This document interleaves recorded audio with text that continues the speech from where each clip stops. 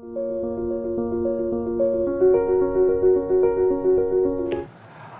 बच्चों, तो फिर आपका फिर से स्वागत है हमारे YouTube चैनल कॉन्सेप्ट सिग्मा में।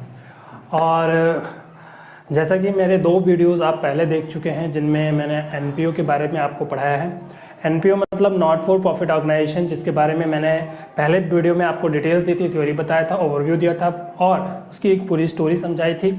उसके बाद मैंने आपको दूसरा वीडियो दिया था, जिस दूसरे वीडियो में आपको ओवरव्यू के साथ साथ बोर्ड पे लिखवाया गया था और रिसिप्शन पेमेंट अकाउंट के बारे में बताया गया था, उसका फॉर्मेट बताया गया था, उसके फीचर्स बताए गए थे, उसकी मीनिंग बताई गई थी।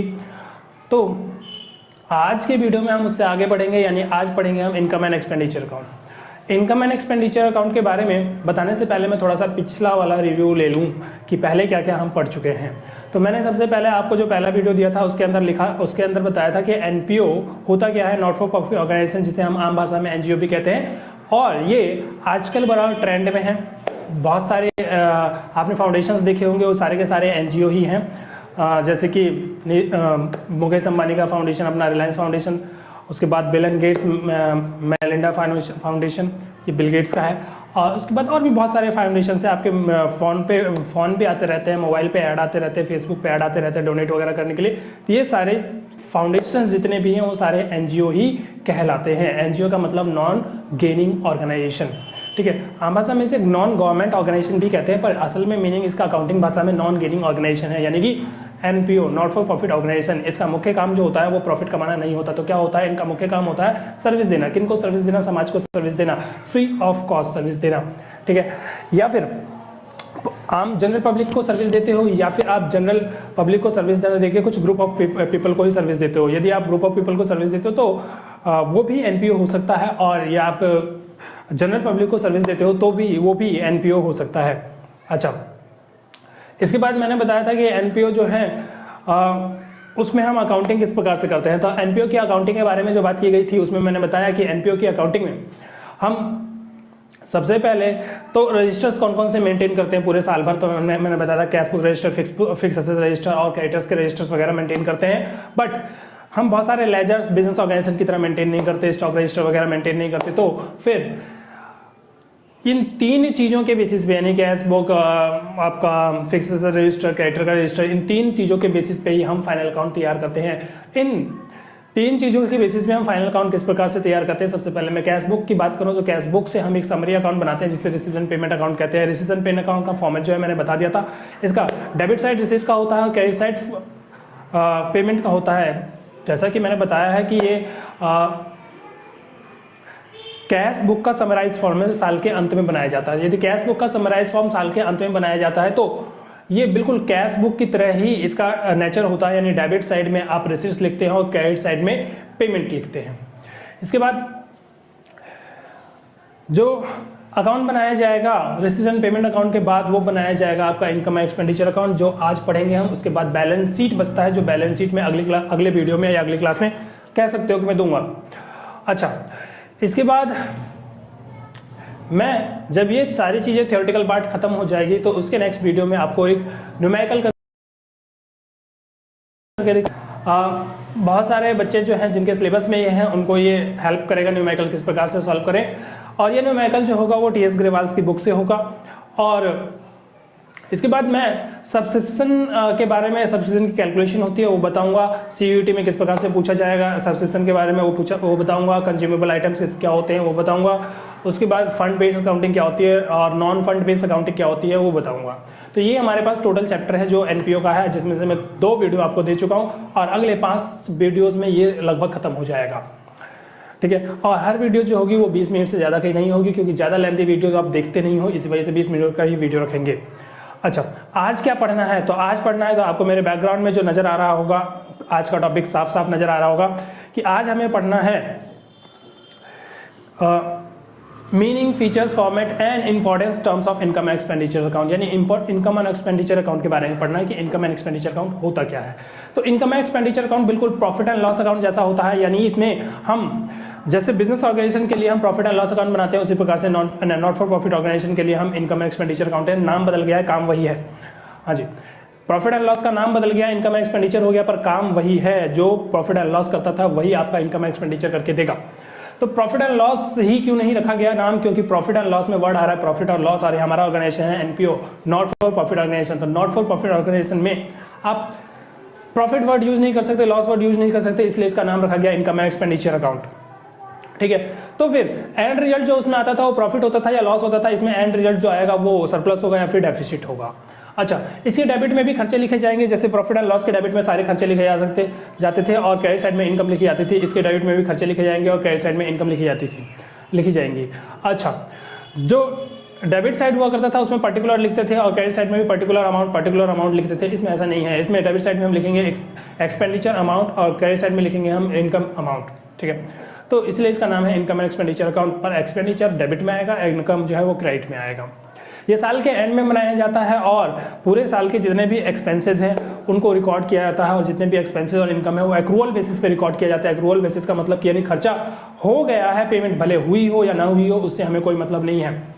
ठीक है, चलिए आगे बढ़े तो हम जो ये बनाते हैं साल के एंड में बनाते हैं, पीरियड खत्म होने के बाद बनाते हैं और इसका एंड रिजल्ट जो निकल के आता है सरप्लस या फिर डेफिसिट, उसे ट्रांसफर करते हैं कैपिटल फंड में। कैपिटल फंड क्या होता है, कैपिटल का ही नाम है कैपिटल फंड, पर वहाँ कैपिटल का मालिक हुआ करता था इसलिए कैपिटल लिखते थे। यहाँ पर कैपिटल का कोई एक मालिक नहीं है इसलिए कैपिटल फंड लिखते हैं।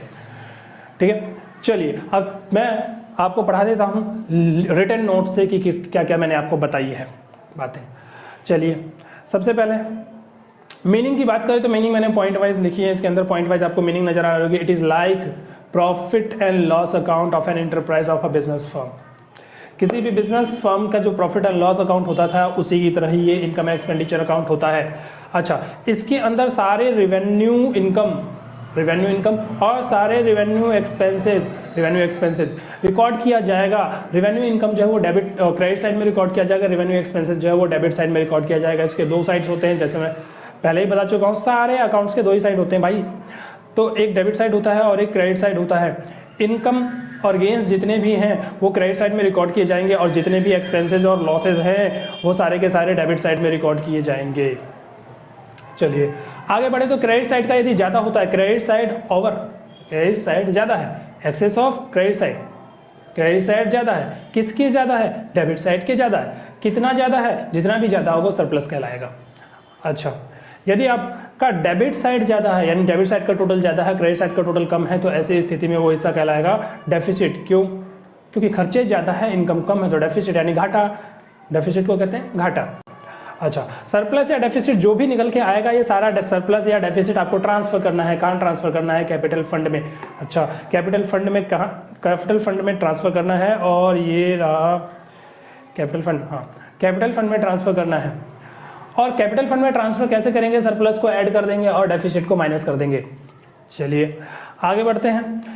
मैं इसे फीचर्स बता दूं इनकम एक्सपेंडिचर अकाउंट के। तो इनकम एक्सपेंडिचर अकाउंट जो है ये नॉमिनल नेचर का अकाउंट है। नॉमिनल नेचर का अकाउंट किसे कहते हैं, हमने 3 प्रकार के नेचर के ऑफ अकाउंट्स 11th क्लास में पढ़े थे। एक real nature account, personal nature account और nominal nature account. Real nature accounts वो अकाउंट्स होते हैं जो कहीं ना कहीं रियल चीज़ों से संबंधित होता है, जैसे कि आपका फर्नीचर, असेट्स, जितने भी असेट्स हैं, फर्नीचर, बिल्डिंग, कैश, ये सारी चीज़ें जो हैं वो रियल नेचर से संबंधित है। ये रियल है, देख सकते हैं, छू सकते हैं, ये टेंजिबल होते हैं, इसी वजह से ये रियल नेचर के कहलाते हैं। और नॉमिनल नेचर ऐसे होते हैं जिनके सिर्फ अकाउंट बनाए जाते हैं, असल में उनकी कोई एग्जिस्टेंस नहीं होती है, जैसे कि सैलरी हो गया, जैसे कि रेंट हो गया, जैसे कि सेल हो गया। तो इनकी कोई एग्जिस्टेंस नहीं होती असल में, बट इनके अकाउंट बनाए जाते हैं, ये नाम मात्र के होते हैं, इनकी अकाउंटिंग में ही नाम आता है। उस अदरवाइज कभी आपने सैलरी नहीं देखी होगी, आपने नोट देखा होगा, सैलरी कभी नहीं देखी होगी। इसी पर इनकम एक्सपेंडिचर अकाउंट जो है नॉमिनल नेचर का अकाउंट है, क्योंकि इसके अंदर जितनी भी चीज़ें लिखी जाएगी वो दिखती नहीं है, वो सिर्फ खर्चों के नाम है। अच्छा, तो सारे रेवेन्यू एक्सपेंसेस इसमें लिखे जाते हैं और सारे रेवेन्यू इनकम इसके अंदर लिखे जाते हैं। ठीक है, रेवेन्यू एक्सपेंसेस और रेवेन्यू इनकम। ये रेवेन्यू क्यों नाम यूज हो रहा है, रेवेन्यू वर्ड इस वजह से यूज हो रहा है क्योंकि रेवेन्यू उसे कहते हैं जो डे टू डे खर्चे, जिनका एक साल में आप वो खर्चे जो आपने एक साल की जिस साल किया है उसका बेनिफिट आप उसी साल ले लेते हो, तो वो रेवेन्यू प्रकार के खर्चे कहलाते हैं। इसी प्रकार से रेवेन्यू इनकम होती हैं जो उसी साल के लिए हुई है, दूसरे सालों के लिए नहीं, तो उसे आप रेवेन्यू इनकम कहेंगे जो डे टू डे बिजनेस से रिलेटेड होते हैं। अच्छा, बेसिस ऑफ रिकॉर्डिंग क्या है, बेसिस ऑफ रिकॉर्डिंग जो है इसका अक्रूवल बेसिस है। अक्रूवल बेसिस का मतलब कि सिर्फ कैश वाले ट्रांजेक्शन ही रिकॉर्ड नहीं करने हैं, सारे ट्रांजेक्शन रिकॉर्ड करने हैं। सारे ट्रांजेक्शन कौन कौन से रिकॉर्ड करने हैं? यदि खर्चे हो चुके हैं, भले पैसा आपने नहीं दिया है, खर्चे हो चुके हैं भले पैसा आपने नहीं दिया है, तो भी आप उसे रिकॉर्ड करोगे, ठीक है। उसे आउटस्टैंडिंग एक्सपेंसेस कहते हैं ना, जैसे प्रॉफिट एंड लॉस में जोड़ दिया करते थे वैसे यहाँ पे जोड़ देंगे। चलिए आगे बढ़ते हैं। अच्छा, उसके बाद पीरियड क्या होता है? इसका पीरियड जो है एक अकाउंटिंग पीरियड हो सकता है। अकाउंटिंग पीरियड जनरली 1 साल होता है, पर कम ज़्यादा भी हो सकता है। चलिए, ओपनिंग बैलेंस क्लोजिंग बैलेंस नाम की कोई चीज़ होती नहीं है। क्यों नहीं होती? क्योंकि ये रेगुलर चलने वाला अकाउंट थोड़ी है, साल के एंड में बनता है और वहीं खत्म हो जाता है, तो इसलिए इसका ओपनिंग बैलेंस और क्लोजिंग बैलेंस नहीं होता है। इसका क्लोजिंग बैलेंस जो बचता है वो ट्रांसफर कर देते हैं कैपिटल अकाउंट में, और उसका नाम क्या होता है? सरप्लस और डेफिसिट। तो इसीलिए इसका ओपनिंग और क्लोजिंग बैलेंस का कोई मतलब ही नहीं बन जाता है। एडजस्टमेंट क्या इसमें पॉसिबल हो सकता है? हाँ, आउटस्टैंडिंग, प्रीपेड, एडवांस, इन सब चीज़ों की एडजस्टमेंट जैसे आप प्रॉफिट एंड लॉस अकाउंट में करते थे वैसे यहाँ पे भी करेंगे। चलिए, अब मैं आपको फॉर्मेट बता दूं कि इनकम एंड एक्सपेंडिचर अकाउंट का फॉर्मेट कैसा होता है। इनकम एंड एक्सपेंडिचर अकाउंट का जो फॉर्मेट है वो आपको सामने नजर आ रहा है। Format income and expenditure account for the period ended. एक साइड डेबिट का होगा, जैसे मैं पहले बता चुका हूँ, एक साइड क्रेडिट का होगा, जैसे आपको यहाँ नजर आ रहा है। उसके बाद इनकम एंड एक्सपेंडिचर अकाउंट लिखना है फॉर द पीरियड एंडेड 31 मार्च 2023, 31 मार्च 2022, 31 दिसंबर, कुछ भी हो सकता है। चलिए आगे बढ़ते हैं। सैलरीज, हाँ, ये वाला जो साइड है ये एक्सपेंडिचर का साइड है। एक्सपेंडिचर साइड में आप सारे खर्चे लिखेंगे, और ये वाला साइड जो है इनकम का साइड है। पर्टिकुलर नहीं लिखना है, इनकम ही लिखना है। अच्छा, जहाँ पर्टिकुलर्स लिखा जाता था वहाँ एक्सपेंडिचर और इनकम लिखने हैं, और ये खर्चे वाले साइड में सारे खर्चे लिखने हैं, और ये इनकम वाली साइड में सारे इनकम लिखने हैं। चलिए, सबसे पहला खर्चा जो मैंने यहाँ लिखा है वो लिखा है सैलरी। सैलरी क्या है? एनपीओ के अंदर यानी ऑर्गेनाइजेशन के अंदर जितने भी स्टाफ काम कर रहे हैं उनकी सैलरी भी तो देनी पड़ेगी। बिल्कुल, ऑर्गेनाइजेशन के अंदर जितने भी स्टाफ काम कर रहे हैं उनको सैलरी देनी पड़ती है। उस सैलरी में यदि कोई आउटस्टैंडिंग रह गया है, देना बाकी रह गया है साल के एंड में, जनरली मार्च की सैलरी अप्रैल में पे की जाती है। जनरली 31 मार्च को तो सैलरी पे नहीं होती, तो उसकी सैलरी जो है अप्रैल में पे की जाती है, तो यानी मार्च में तो उसे आउटस्टैंडिंग दिखाओगे, तो वो आउटस्टैंडिंग आप जोड़ देंगे। उसके बाद यदि कोई पुराना आउटस्टैंडिंग था पिछले साल का जो आपने इस साल पे किया है, तो उसे आप माइनस कर देंगे। रेंट का हिसाब किताब बिल्कुल वैसा ही है। रेंट भी खर्चा है, पूरे साल आप रेंट पे करते हो और उसका बेनिफिट उसी साल ले लेते हो, तो इसलिए ये भी रेवेन्यू खर्चा है, और रेवेन्यू खर्चे को हमें इसमें लिखना है। चलिए, उसके बाद इंश्योरेंस प्रीमियम। इंश्योरेंस प्रीमियम जो होता है वो साल के बीच में कभी भी दिया जाता है। इंश्योरेंस प्रीमियम 1 साल के लिए होता है। जनरली जनरल इंश्योरेंस की बात कर रहे हैं, लाइफ इंश्योरेंस की बात नहीं कर रहे, तो जनरल इंश्योरेंस 1 साल के लिए होता है। जिस दिन में आपने जनरल इंश्योरेंस करवाया है उसके नेक्स्ट ईयर वो जनरल इंश्योरेंस खत्म हो जाता है। जैसे आपने मोटरसाइकिल वगैरह का या कार वगैरह का इंश्योरेंस करवाया होगा तो 1 साल के लिए जनरली वो इंश्योरेंस रहता है, और जिस डेट पर आपने इस साल इंश्योरेंस करवाया है उसी डेट पर वो अगले साल खत्म हो जाएगा। तो इसका मतलब ये है कि यदि मैं इस साल 1 जुलाई में इंश्योरेंस करवाऊँ तो अगले साल वो 1 जुलाई में खत्म होगा। तो इसका मतलब साफ है कि अगले साल जुलाई तक चलने का मतलब मार्च के बाद अप्रैल, मई, जून, ये 3 महीने भी अगले साल चलेगा, पर पैसा इसी साल दे दिया है तो वो प्रीपेड हो गया ना, तो उसे माइनस कर देंगे। चलिए, उसके बाद ऑडिट फीस। कोई चार्टर्ड अकाउंटेंट जो है वो आपके एनपीओ के अकाउंट्स जो है वो ऑडिट करेगा, उस पर अपने स्टैंप लगाएगा, साइन करेगा, तो उसकी ऑडिट फीस देनी पड़ेगी। ऑडिट फीस ऑडिट करवाना जरूरी है, हाँ जरूर ऑडिट करवाना जरूरी है। आप यदि कंपनीज एक्ट में रजिस्टर्ड हो तो ऑडिट करवाना जरूरी है। आप इनकम टैक्स में ट्रस्ट के रूप में रजिस्टर्ड हो तो आपको ऑडिट करवाना जरूरी है। 2.5 लाख से ज़्यादा हो गया तो टैक्स ऑडिट होता है, 2.5 लाख से ज़्यादा रिसिप्ट हुई तो। अच्छा, printing and stationery. Printing and stationery क्या होता है? पूरे साल भर के दौरान बहुत सारे कागज़ पर्चे बनते हैं, बिल विल फटते हैं, सब्सक्रिप्शन के रसीदें वगैरह दी जाती है जिसने भी चंदा दिया उन सबको, तो ये प्रिंटिंग एंड स्टेशनरी का खर्चा भी आपको यहाँ दिखाना है। उसके बाद टेलीफोन एक्सपेंसेस। टेलीफोन एक्सपेंसेस तो होता ही है, आजकल कौन से ऑर्गेनाइजेशन में टेलीफोन नहीं है। बिल्कुल। ऑनरेरियम। ऑनरेरियम किसे कहते हैं? ऑनरेरियम जो चीफ गेस्ट वगैरह आते हैं या सेक्रेटरी जो मेंटेन कर रहा है हमारे ऑर्गेनाइजेशंस को, तो उनको हम सैलरी ना दे के ऑनरेरियम देते हैं, क्योंकि सैलरी जो होती है वो फिक्स लाइबिलिटी हो जाती है। फिक्स लाइबिलिटी मतलब देनी ही देनी पड़ेगी, एम्प्लॉयर एम्प्लॉय का रिलेशनशिप बन जाता है, और ऐसी स्थिति में आपको सैलरी हर महीने देना ही पड़ेगा। यदि नहीं देते तो वो आउटस्टैंडिंग में खड़ा होगा। तो इसीलिए जनरली क्या होता है, एनपीओ के अंदर जो लोग जो सेक्रेटरी होते हैं, बड़े पोस्ट वगैरह पे होते हैं, तो उनको हम सैलरी ना देकर क्या कहते हैं, ऑनरेरियम दे देते हैं, क्योंकि ऑनरेरियम फिक्स नहीं है, देना ही देना ऐसा फिक्स नहीं है। चलिए, रिपेयर्स क्या होता है? रिपेयर्स, बहुत सारे रिपेयर्स के खर्चे हैं जो पूरे साल भर के दौरान आपके ऑर्गेनाइजेशन में होंगे, तो वो रिपेयर्स है। डेप्रिसिएशन आपको पता ही है, एनपीओ के अंदर बहुत सारे असेट्स भी होते हैं। असेट्स क्या क्या हो सकते हैं, फर्नीचर हो सकता है, खेल का सामान हो सकता है, ठीक है, बिल्डिंग हो सकती है, ऐसी चीज़ें जो है इनके ऊपर डेप्रिसिएशन साल भर के दौरान लगता चला जाता है। स्पोर्ट्स मटेरियल किसे कहते हैं? जनरली स्पोर्ट्स क्लब जो होता है, क्रिकेट क्लब हो गया, फुटबॉल क्लब हो गया, ठीक है, तो इन स्पोर्ट्स क्लब वगैरह में पूरे साल भर के दौरान बहुत सारे स्पोर्ट्स मटेरियल खरीदे जाते हैं। स्पोर्ट्स मटेरियल क्या हो सकते हैं? बैट हो सकता है, बॉल हो सकता है, रैकेट हो सकता है, वो जो चिड़ी होता है ना, कॉक, वो हो सकता है। तो ये सारी चीज़ें जो हैं वो स्पोर्ट्स मटेरियल है और ये साल भर के दौरान कई बार खरीदे जाते हैं और इनको ये टूटता है, फूटता है, ख़त्म होता है, ठीक है, इसलिए इनको स्पोर्ट्स मटेरियल कहते हैं। अच्छा, दूसरी चीज़ मैं आपको ये बता दूं कि स्पोर्ट्स इक्विपमेंट नाम की भी एक चीज़ होती है। जो स्पोर्ट्स इक्विपमेंट होता है वो स्पोर्ट्स इक्विपमेंट असेट्स होता है, वो खर्चे में नहीं आता, वो बैलेंस शीट में जाता है। तो यहाँ स्पोर्ट्स मटेरियल लिखना है, स्पोर्ट्स इक्विपमेंट नहीं। चलिए, ये सारी बातें मैंने आपको एक्सपेंडिचर साइड की बताई। अब इनकम साइड की बात बताता हूँ। तो इनकम साइड में सबसे पहले मैं लिखूँ तो सबसे मेन इनकम कौन सा है? सबसे मेन इनकम है सब्सक्रिप्शन। सब्सक्रिप्शन इनकम जो है वो पूरे साल के दौरान आपको कितनी रिसीव हुई, कहाँ से उठाएंगे भाई? जितनी भी चीज़ें मैं उठा रहा हूँ रिसिप्शन पेमेंट अकाउंट से। रिसिप्शन पेमेंट अकाउंट ही मेरा बेसिस है इसके लिए। ट्रायल बैलेंस नहीं बनता यहाँ पे, तो ट्रायल बैलेंस नहीं बनता तो ये सारी चीज़ें जो है उठ के आ रही है, रिसिप्शन पेमेंट अकाउंट से उठ के आ रही है। सब्सक्रिप्शन भी मैंने रिसिप्शन पेमेंट अकाउंट से उठाया और रिसिप्शन पेमेंट अकाउंट के डेबिट साइड में, पिछले वीडियो में जाके देखेंगे तो मैंने फॉर्मेट बता रखा है कि रिसिप्शन पेमेंट अकाउंट के डेबिट साइड में यानी रिसिप्ट साइड में सब्सक्रिप्शन इनकम लिखी जाती है कि सब्सक्रिप्शन इनकम कितनी रिसीव हुई है।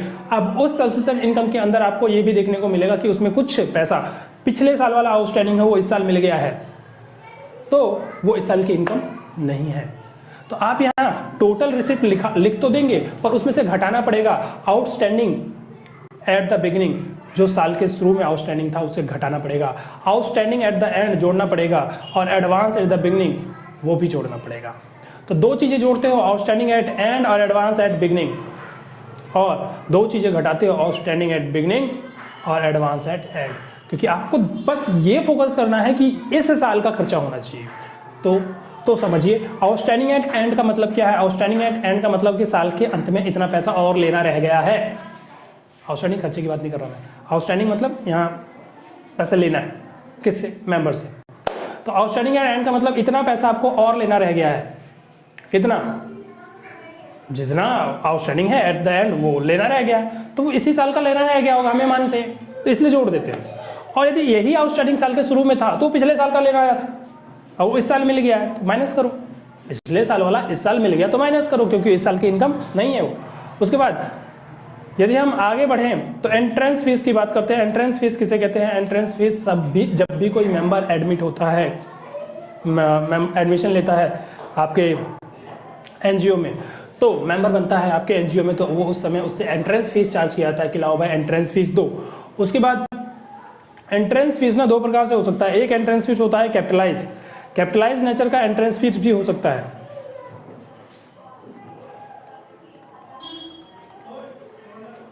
कैपिटलाइज नेचर का एंट्रेंस फीस भी हो सकता है। तो ये कैपिटलाइज नेचर वाला जो एंट्रेंस फीस है ये आपको यहाँ पे नहीं लिखना है, ये वाला यहाँ नहीं आएगा।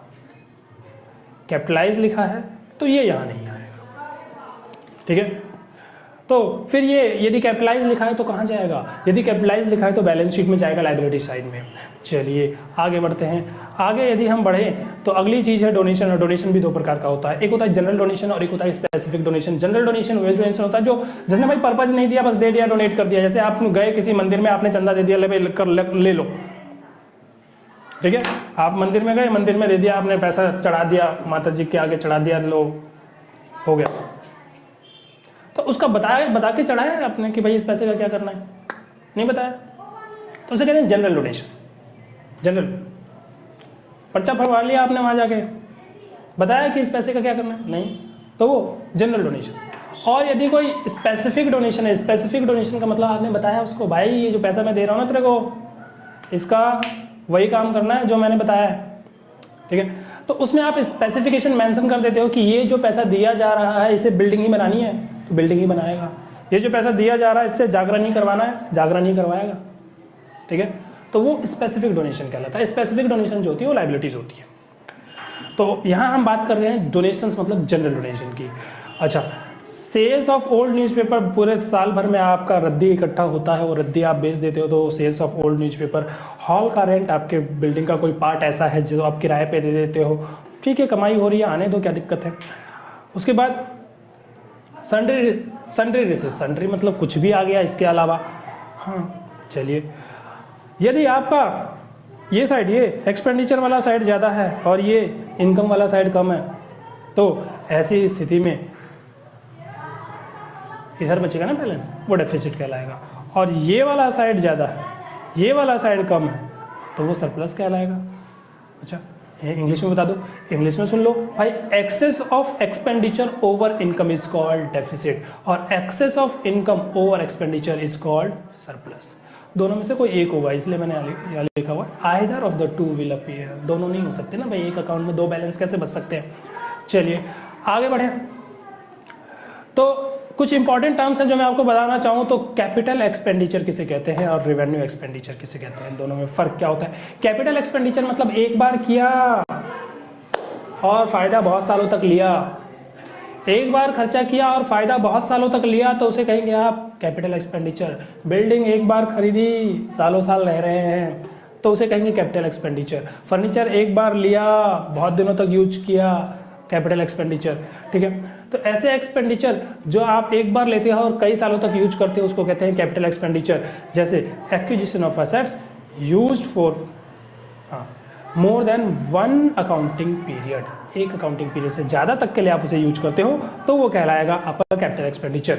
अच्छा, इसमें क्या क्या चीज़ें आती है। लैंड आता है, बिल्डिंग आता है, फर्नीचर आता है, ये सब चीज़ें आती है। अच्छा, रेवेन्यू, जिस साल में खर्चा किया फ़ायदा उसी साल में ले लिया, जिस साल में खर्चा किया उसका बेनिफिट उसी साल में ले लिया, अगले साल उसका बेनिफिट लेने लायक छोड़ा ही नहीं, तो वो इसी में आएगा। जैसे आपने कोई मटेरियल वगैरह यूज किए, उसी साल यूज किए, उसी साल ख़त्म हो गया। रेंट दिया, उस साल रहे हो, उसी साल का रेंट दिया। इंश्योरेंस उस साल का ही है। सैलरी उस साल काम करवाया, उसी साल का है। ऑनरेरियम वगैरह ये सब जो होते हैं रेवेन्यू नेचर के खर्चे होते हैं। अच्छा, थोड़ा सा फॉर्मेटिंग ऊपर नीचे हो रखी है, ठीक किया जाएगा आपको जब PDF दिया जाएगा तो। अच्छा, रेवेन्यू रिसिट्स, रेवेन्यू रिसिट्स किसे कहते हैं। रेवेन्यू रिसिट्स मतलब any income received from the activities carry out by the organisation in terms of revenue receipt. इस टर्म दैट रिसिप्ट मतलब आपका डे टू डे एक्टिविटीज है, जनरली आपको मिलता रहता है, वो कमाई होती रहती है, साल भर होती रहती है, ठीक है। वो ऐसा नहीं है कि इस बार हो गया अब नहीं होगा, ठीक है। कभी कभार कोई आ गया पैसा, तो उसे जो कभी कभार आएगा वो आपका होता है नॉन रिकरिंग नेचर वाले। नॉन रिकरिंग नेचर वाले जो होते हैं वो कैपिटल होते हैं। रिकरिंग नेचर वाले बार बार होते रहते हैं, तो उसको कहते हैं हम रेवेन्यू रिसिट्स। अच्छा, सब्सक्रिप्शन मेंबर से मिलता है वो आपका रेवेन्यू रिसिट्स है। जनरल डोनेशन जो मिलता है वो आपका रेवेन्यू रिसिट्स है। रेंट मिलता है वो आपका रेवेन्यू रिसिट्स है। उसके बाद कैपिटल रिसिट्स की बात करें तो कैपिटल रिसिट्स वो होते हैं जो रेवेन्यू रिसिट्स नहीं होते। कितनी अच्छी डेफिनेशन है। कैपिटल रिसिट्स वो होते हैं जो रेवेन्यू रिसिट्स नहीं होते। मतलब लाइफ मेंबरशिप, बंदा एक बार आया, एक बार दे गया, भाई देख मेरे से बार बार मत मांगियो, मेरे पास टाइम नहीं है, पैसे भी नहीं है, एक बार मांग ले, जितना भी मांगना पूरी ज़िंदगी भर का एक बार में लाइफ मेंबरशिप फीस, ठीक है। तो वो लाइबिलिटी हो गई, वो इनकम नहीं है, तो इसलिए इनकम साइड में नहीं लिखेंगे। कॉर्पस डोनेशन, कॉर्पस डोनेशन किसी खास चीज़ के लिए जो पैसा मिलता है ना, बिल्डिंग वगैरह के लिए, तो उसे कॉर्पस डोनेशन भी कहते हैं, स्पेसिफिक डोनेशन भी कह सकते हैं। कॉर्पस डोनेशन क्यों कहते हैं? इनकम टैक्स में नाम है इसका कॉर्पस डोनेशन, इसी वजह से इसको कॉर्पस डोनेशन इनकम टैक्स के वर्डिंग के हिसाब से कहा जाता है। अदरवाइज इसे आप स्पेसिफिक डोनेशन भी कह सकते हो। अच्छा, फर्नीचर किसे कहते हैं? Sorry, furniture fund. Furniture fund के लिए भी पैसा मिलता है, तो कैपिटल रिसिप्ट्स, फर्नीचर खरीद लो। तो ये सारी चीज़ें जो हैं मैंने आपको बताई है आज के वीडियो में, ठीक है। ये इनकम एक्सपेंडिचर अकाउंट ख़त्म। मैं पहले ही बता चुका हूँ आपको, रिसिप्ट्स एंड पेमेंट अकाउंट, यानी ये वाली चीज़ पहले बताई जा चुकी है बोर्ड पे, फिर भी आपको नोट्स में नज़र आएगा, ठीक है। चलिए, थैंक यू, बाय बाय।